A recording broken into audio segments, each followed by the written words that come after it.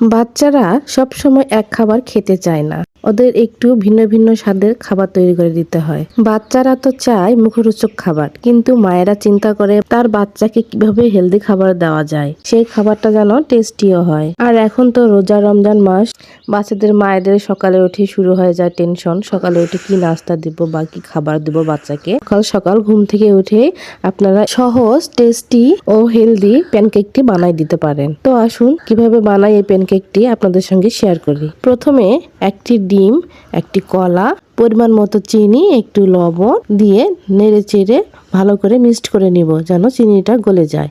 তারপর আমি এখানে গমের আটা ইউজ করেছি, আপনারা ময়দাও ইউজ করতে পারেন বা আটাও ইউজ করতে পারেন। পরিমাণ মতো আটা ও তেল দিয়ে মিক্সড করে নিয়ে ব্যাটার তৈরি হয়ে গেল। আপনারা অবশ্যই ঘনত্বটা দেখে বুঝতে পারছেন যে ব্যাটারটা কেমন হবে। তারপর এই যে কড়াইয়ে একটু সামান্য পরিমাণ তেল দিয়ে, আপনারা অবশ্য ফ্রাই প্যান ব্যবহার করতে পারেন। আমার কাছে ফ্রাই প্যান অ্যাভেলেবল ছিল না, এই জন্য আমি কড়াই তৈরি করে নিয়েছি। কড়াইয়ে সামান্য পরিমাণ তেল দিয়ে একটা একটা করে দিয়ে ভেজে তুলে নিব। তারপর আপনাদের কাছে আরেকটা বিষয় শেয়ার করি। আপনারা অবশ্যই জানেন প্যানকেক আমি এখানে কলা ইউজ করেছি, আপনারা চাইলে কলা নাও ইউজ করতে পারেন, শুধু ডিম একটু দুধ দিয়েও তৈরি করতে পারেন অথবা ডিম দিয়েও তৈরি করতে পারেন। তো এই ছিল আজকের রেসিপি। আল্লাহ হাফেজ।